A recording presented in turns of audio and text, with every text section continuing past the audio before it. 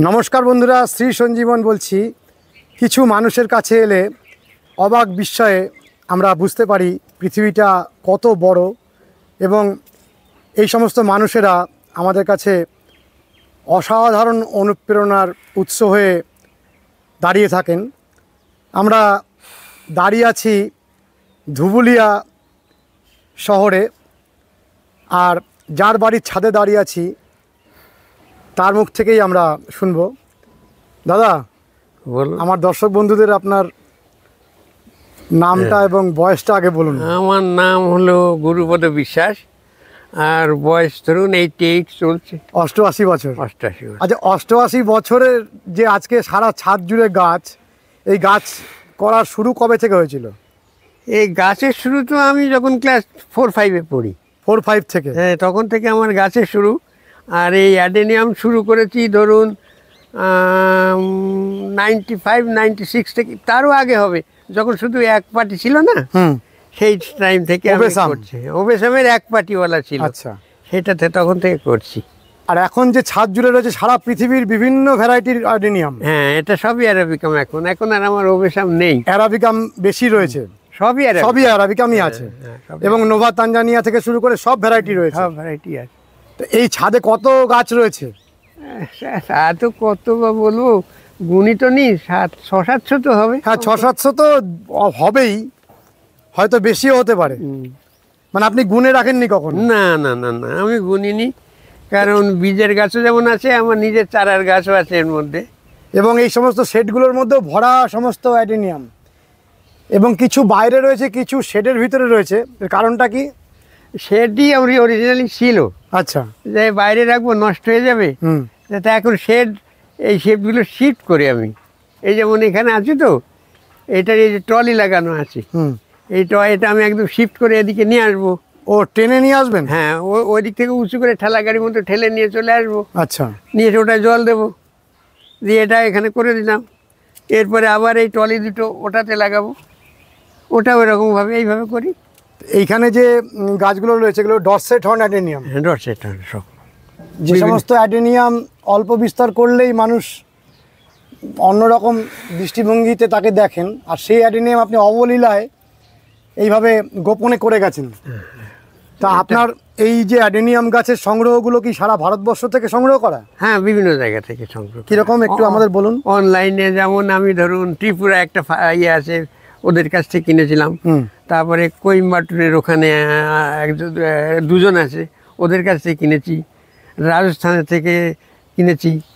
তারপরে দিল্লির ওখানে ওই গাজিয়াবাদ, ওইখানে একজনের কাছ থেকে কিনেছি। বিভিন্ন গাছ কিনেছি আর কি। তো 600-700 গাছ করার জন্য কতগুলো মালি আছে?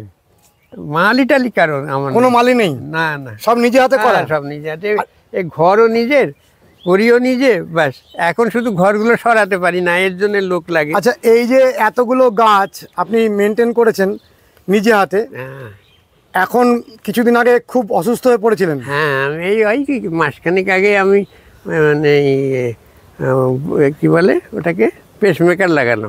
আচ্ছা, অপারেশন করে পেসমেকার বসলো। হ্যাঁ, তো তখন থেকে আমি কাজ বন্ধ করি। আচ্ছা, এইখানে যে আমরা এত সুন্দর অ্যাডেনিয়ামগুলো দেখছি, এগুলো সব বীজ থেকে করা? বীজ থেকে করা, মানে পুরো আপনার সন্তানের মতন? একদম একদম একদম।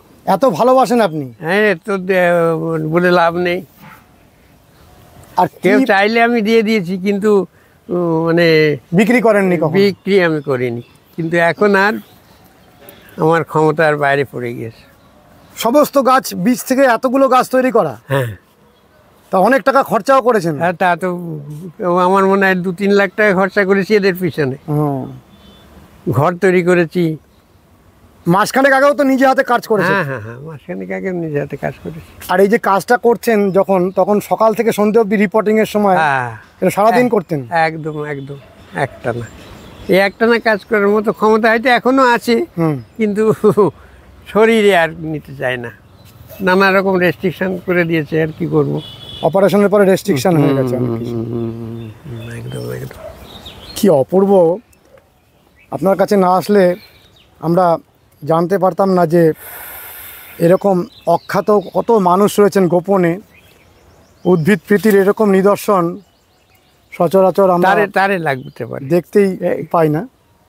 গুরুপদদা, আর বলুন। এখানে 5খানা শেড রয়েছে, হ্যাঁ আর প্রত্যেকটা শেডের ভিতরে অজস্র বড় বড় অ্যাডেনিয়াম। হ্যাঁ এর যে অসাধারণ কর্ডেক্স হ্যাঁ এবং কর্ডেক্সের শোভা তৈরি করা, এই কর্ডেক্সের শোভা তৈরি করার জন্য গাছগুলোকে তো ছাঁটাই করা, হ্যাঁ, এবং সে তো করতে হয়েছে।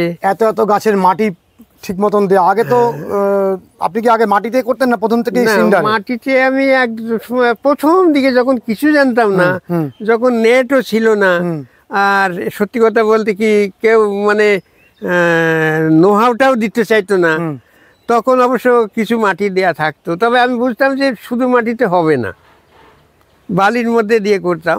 তারপর এখন সিন্ডার? এখন সিন্ডার, তারপরে ধানের তুষ, কাঠকয়লা, তারপরে পাতা পচা সার এখন নিজেই তৈরি করে নিই, গোবর সার তো আছেই, এইসব দিয়ে করি। আমরা কি এই ভিতরের অ্যাডেনিয়ামগুলো দেখতে পারবো আজকে? হ্যাঁ, দেখতে পারবে। কি করে আপনি এই বয়সে এগুলোকে সরাবেন? হ্যাঁ, আমি তো সরাই, কিন্তু আজকে আর আমি সরাবো না, আমার মেয়েকে দিয়ে সরিয়ে নেব। আচ্ছা, ও হাতে ধরে উঠিয়ে নেওয়া যাবে? হ্যাঁ, এটা ট্রলির মতো ঠেলে সরিয়ে দেবো। আচ্ছা, আমরা এই যে এখানে যে গাছগুলো দেখছি, এই গাছগুলোর কত বয়স হবে? এই গাছগুলো বয়স তো বলা মুশকিল, 6-7 বছর হবে কিনা, তাই এ তো হবেই। 6-7 বছর হয়ে গেছে। তা তো হয়েছে কম করে। আর তার আগে ছোটবেলা থেকে বিভিন্ন রকম ফুল গাছ করে? হ্যাঁ হ্যাঁ, তার মধ্যে আমার ফেভারিট ছিল চন্দ্রমল্লিকা। ও, চন্দ্রমল্লিকা জায়ান্টস করতেন? জায়ান্টসও করতাম, ইয়েও করতাম, পম্পমও করতাম, গোলাপ করতাম। ডালিয়াতে অত আমার ইয়ে ছিল, ইন্টারেস্ট ছিল না, যেহেতু রাখা যায় না, এই আর কি। অ্যাডেনিয়ামের প্রতি প্রীতিটা কিভাবে তৈরি হলো? অ্যাডেনিয়ামের প্রীতি হলো, আমি আমার কৃষ্ণনগরের মিশ্র নার্সারি, ওখানে প্রথমে গাছ দেখলাম, দেখে আমার খুব পছন্দ হলো। তখন যদি ওই সেই এক পাটি ছিল আর একই গেরুয়া রঙের, তো যখন থেকে গাছটা দেখে আমার পছন্দ হলো আর কি, সেখান থেকে শুরু। নোভা তানজানিয়া, তারপরে অ্যারাবিকাম, ডরসেট অ্যাডেনিয়াম থেকে শুরু করে যত রকমের ভ্যারাইটি দেখতে পাই আমরা, হ্যাঁ, আধুনিক ভ্যারাইটি সবই রয়েছে। মোটামুটি সব ভ্যারাইটি আপনি কভার করে হ্যাঁ, ফেলেছেন। মোটামুটি আছে।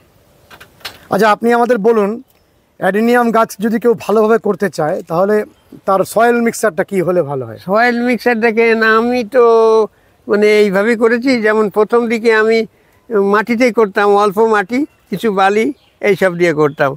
এর পরের দিকে যখন এই সিন্ডার পেলাম, প্রথমবার বেশি, প্রায় ধরুন 70% সিন্ডার দিয়ে করেছিলাম, দেখলাম আমার অসুবিধা হয়ে যাচ্ছে বেশি সিন্ডারে। এখন আমি ধরুন 20% মতো সিন্ডার দিই, আর 30-35% আমি কিন্তু পাতা পচা সার দিই। আচ্ছা, এটা দেখলাম খুব ভালো হয় আমার। মানে কেন হয় তাও তো আমি ব্যাখ্যা করতে পারবো না। যেমন মাকড়া টাকড়া কম ধরে দেখেছি, অন্যান্য রোগও কম। আমাদের গাছগুলো দেখলেই বুঝতে পারছেন। আর সিন্ডারটা একটুখানি মিডিয়াম সাইজের ভাঙা? হ্যাঁ হ্যাঁ হ্যাঁ, বড় দানা নয়? না, বড় দানা নয়। আর তার সাথে পাতা পচা সার মেশাচ্ছেন? পাতা পচা সার, বালি দিচ্ছেন তার সাথে? গোবর, হ্যাঁ, বালি দিই। আচ্ছা, তারপরে তুষ দিই। তুষটা আমি অবশ্য একটু রোস্ট করে দিই। রোস্ট করে নেন? হ্যাঁ, একটু রোস্ট করে। কিভাবে রোস্ট করেন? রোস্ট করার মধ্যে কড়াই বা বড় গামলার মধ্যে দিয়ে উনুনের উপরে দিয়ে ভাজতে থাকি। যখন একটু কালো মতো হয়ে আসে বা একটু জাস্ট ব্রাউনিশ, তখন নামিয়ে নিই।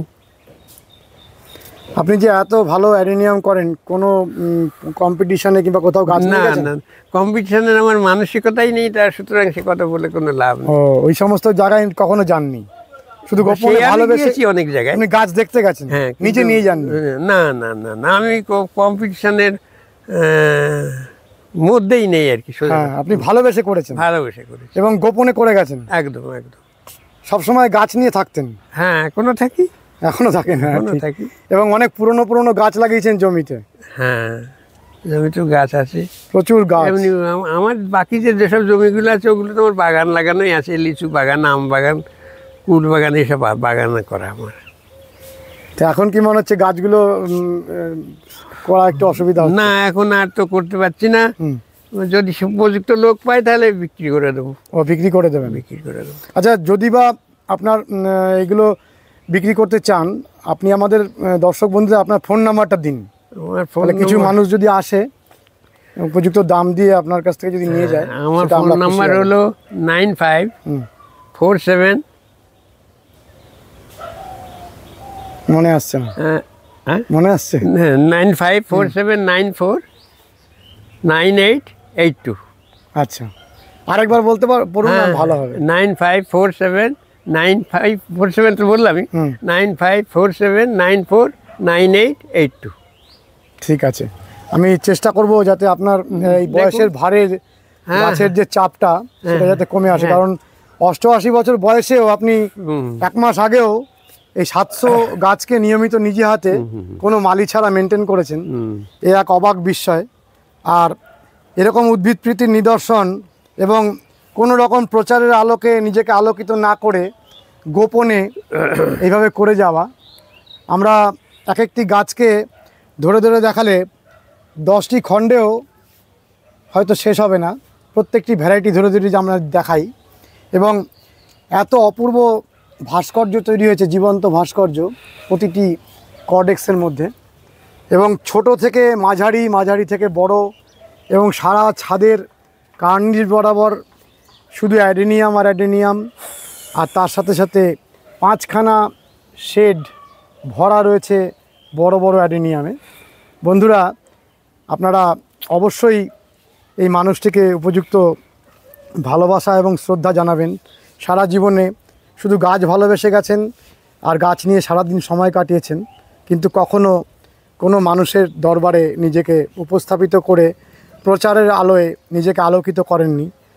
আমরা ওনার দীর্ঘায়ু কামনা করছি, এবং উনি আজকে বয়সের ভারে কিছু গাছের ভার লাঘব করতে চাইছেন। যদি আপনারা এই গাছগুলো দেখে খুব খুশি হন, কিছু গাছ যদি আপনারা উপযুক্ত যে মূল্য, কিন্তু অনলাইনে আমি বেচতে পারবো না, দিতে না, পারবো না। আপনাকে তো অনলাইনে দেওয়ার প্রশ্নই নেই, আপনার এখানে এসে নিয়ে এসে যেতে নিয়ে যেতে হবে। দেখে পছন্দ করে নিয়ে যেতে হবে।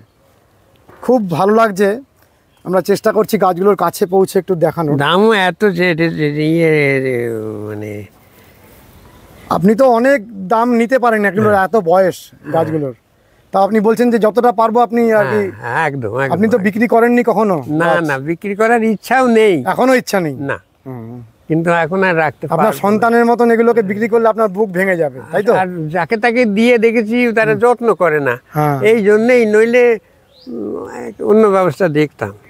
না, পয়সা মূল্য না দিলে কোনো কিছু তার মর্যাদা আসে না, মূল্য দেওয়ার দরকার।